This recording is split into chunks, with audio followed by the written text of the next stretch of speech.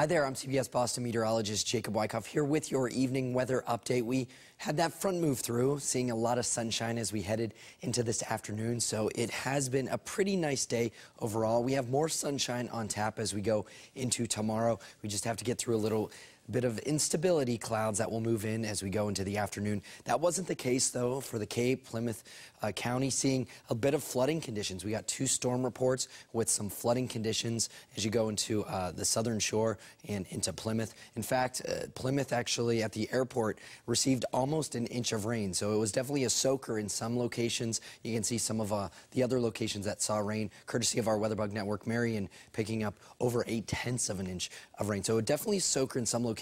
But after the front moved through, the clouds dissipated, seeing quite a bit of sunshine in Boston, one of the warmest spots in all of southern New England. Check that out, 87 degrees in Boston, also in Fitchburg and Lawrence.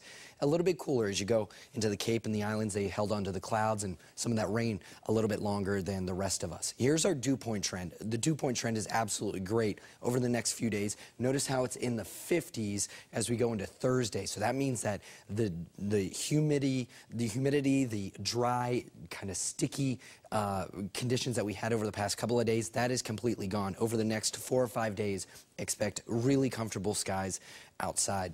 Tonight we're going to be seeing temperatures falling into the upper 50s and low 60s. A mostly clear night, comfortable. Go ahead and let the window stay open and let that cool air filter on in. Tomorrow we're back into the mid 80s, upper 80s even as you go further away from the coast. A little bit cooler right along the Cape Cod shoreline, 80 degrees in Hyannis. Here's how it goes hour by hour. Keeping the sunshine as we go into this evening, clear overnight. Tomorrow we're going to build just a couple clouds here or there, but really a lot of sunshine. It's really not until we get into about the dinner time hour that we start to see the chance for maybe a couple very isolated showers. Definitely not worrying about it as far as canceling your plans. Just be aware that you may have to bring things inside for 15 or 20 minutes before things clear up once again. Clearing out once again for Monday. Monday looks like another really, really nice day with a mix of sun and clouds. Here's your WBZ 7-day forecast.